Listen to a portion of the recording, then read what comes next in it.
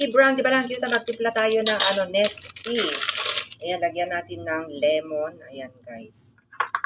Putulin muna natin dito niya para mailabas natin yung Nestea. Ayan. Ayan. Dito na yung ating tubig. Lagyan natin dito.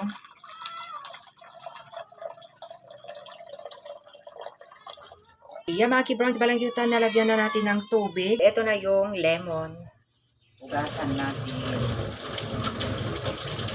Maganda itong lagyan ng lemon, yung Nestea. Hiwain lang natin dyan. Pag ganyan siya,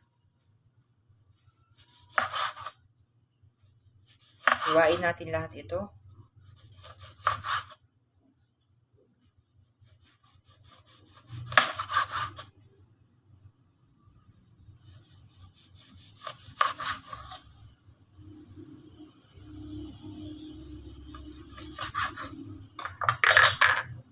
So, ilagay na natin isa-isa. At syempre, lagyan din natin ng yellow. So, eto na yung yellow. Ayan.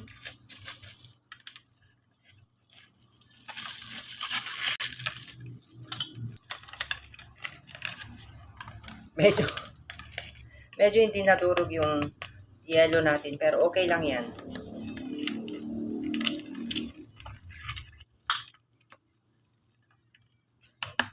Hindi nadurog yung yellow, pero okay na lang.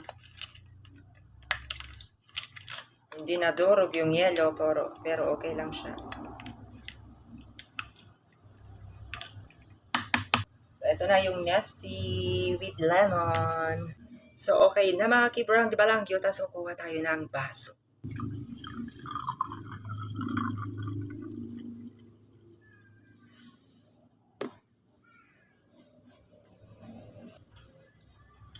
Refreshing.